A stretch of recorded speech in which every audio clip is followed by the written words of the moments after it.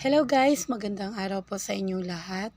For today's vlog ay ipapakita ko sa inyo kung paano nagsimula ang isang bunga ng niyog na naging copra.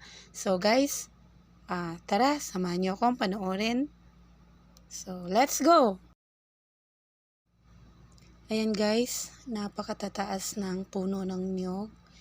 So kahit ganyan taas ang puno ng niyog, pilit na sinasaka ng mga mananaka ng niyog para kumita ng pera. Ayan guys, ganito kahirap at ganito kabusisi ang paggawa ng copra.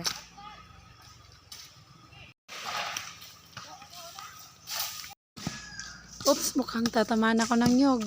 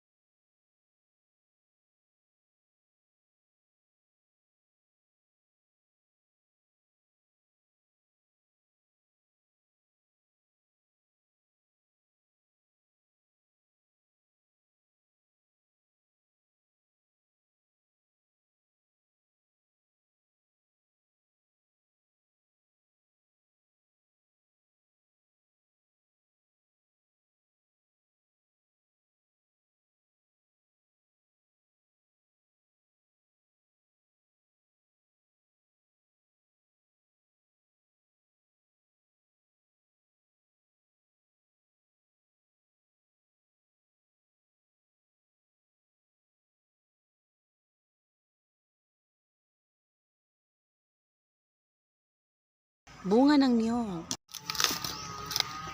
Habang tinitingnan ko, iniisip ko kung kaya ko bang gawin yan. Ang bilis niyang gumawa, ang bilis niyang magtanggal ng niyog sa bao.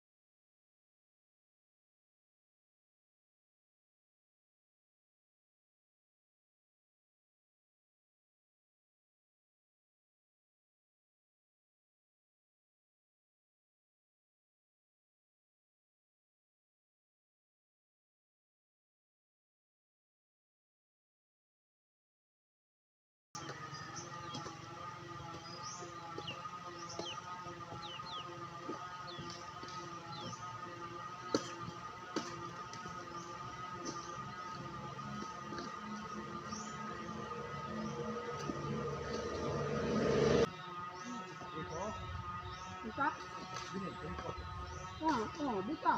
Kau mga dito mga tag nga hatulo. Kau lang. Dili maabtan og tulo ka bulan? Oh. Una, kasi mga dua. Ay. Di gamay ray ma.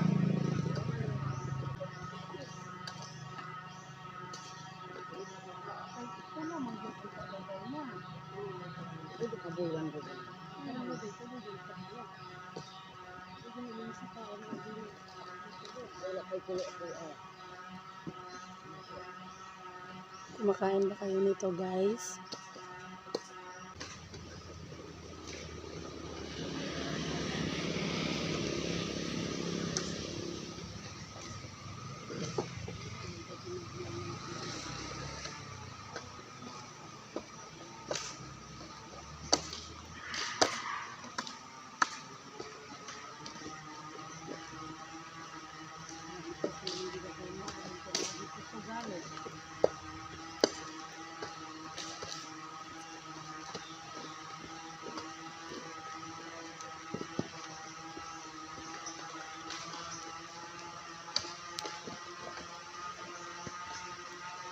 Ayan guys, puntahan natin kung paano patuyuin ang bunga ng niyog. Ayan. First, sinisigaan siya para uminit doon sa pinaglagyan ng mga bunga ng niyog.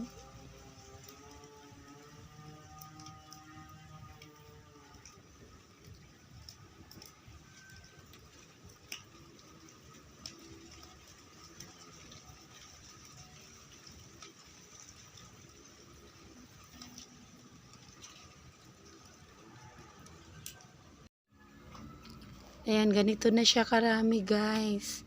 Ito yung kanina. Ayan, ganito siya karami. Halos mapuno.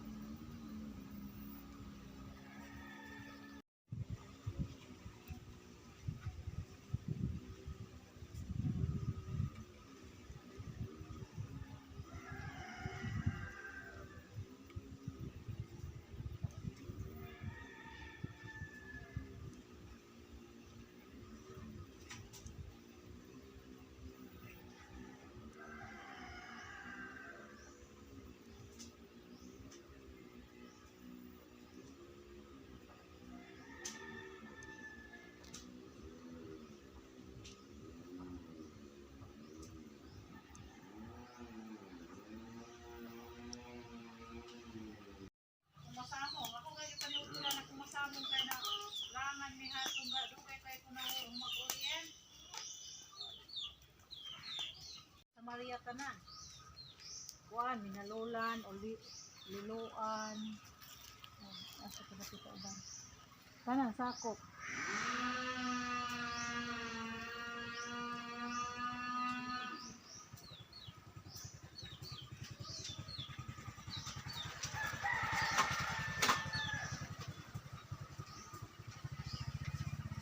na lang ipakaon ako masamong kay pagkaon ng hari doon. Kung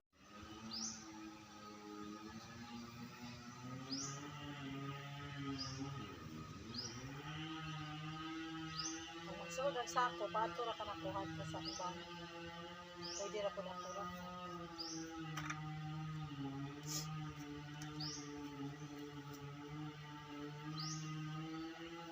Yan naman yung kayo. Ayan, binabaliktad siya para